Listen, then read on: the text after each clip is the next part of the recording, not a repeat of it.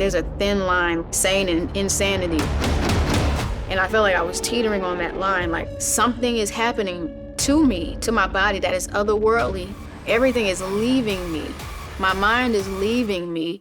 She was using me as a sacrifice. For Joy George, growing up in a house with 4 older brothers meant not always getting the personal comfort or attention she needed from her parents. To help cope, she made a close friend in Jesus Christ. I can actually remember the children's minister asking us who wants Jesus to be your friend. I remember going up to the altar call at 7 years old and her leading me through a salvation prayer. And I felt after that day that he was my friend. Like I felt just warm, feeling alone sometimes. I would just lean into Jesus. I just always felt him. I always felt that warmness. Joy's zeal for Christ and sharing the gospel grew as she got older. However, the mission of winning hearts soon became more important than her personal relationship with Jesus. I'm trying to be somebody. I'm trying to feel needed. I'm trying to feel like I'm not a failure. I have to prove to you, God, that I'm worthy to be loved, because that's how I felt it was growing up. Then her home was torn apart.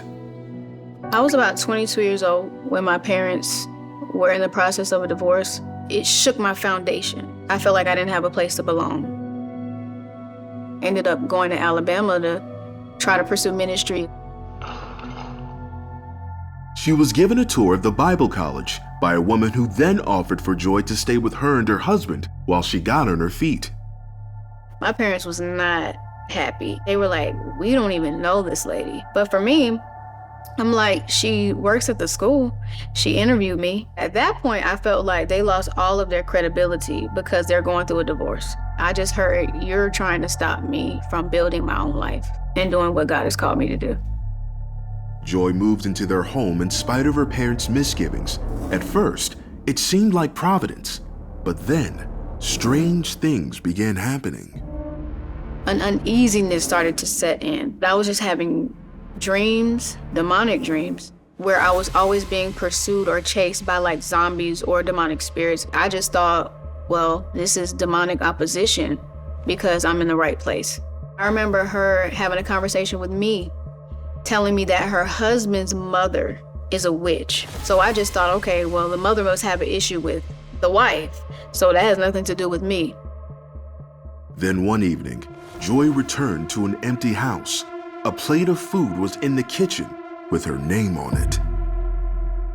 When I was getting ready to eat that food, I heard the Holy Spirit say, don't eat that. I just thought I was bugging out. At that point, I was like, why can't I eat the food? I'm not even, so I just ignore it. I ate that food.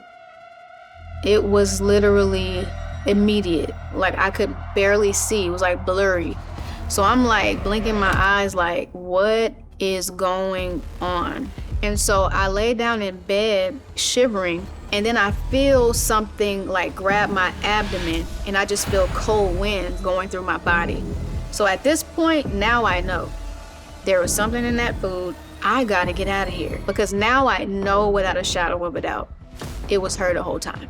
She was the witch. It wasn't the mother, it was her. After Joy rushed home, her mother began praying for God to deliver her, but the battle for her soul had only begun. I remember looking in the mirror. These are not my eyes. And then I'm hearing little whispers and voices. I'm hearing like screeches on the wall. I remember feeling like there were snakes on the ground. This cannot be happening. Like, I'm a Christian. Like, how can this be happening to me? Joy's mother took her to a deliverance ministry.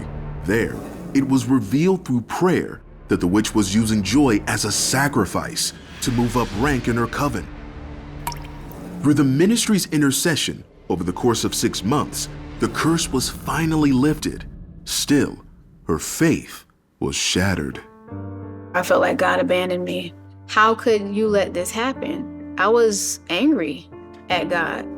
It was a downward spiral after that. For several years, Joy fell into rebellion, drinking, pursuing unhealthy relationships, running from God. She finally came to a place where she couldn't feel him at all anymore. Felt like my heart was turning cold, and it scared me. I did not feel the presence of God. Now I remember I felt the presence of God at 7 years old when I asked Jesus to be my friend. And that's when I knew I needed to make a change and I needed to run back home to him, because I'm like, I can't live feeling like I don't have hope. It was never God's fault. He tried to warn me. He didn't want this to happen to me. And so when I took accountability is when the healing started to take place. Today, Joy's peace has been restored. I've learned how to just go back to when I was really young and just open up the Bible, read scriptures, not trying to, come up with a whole entire sermon or anything. It wasn't any of that.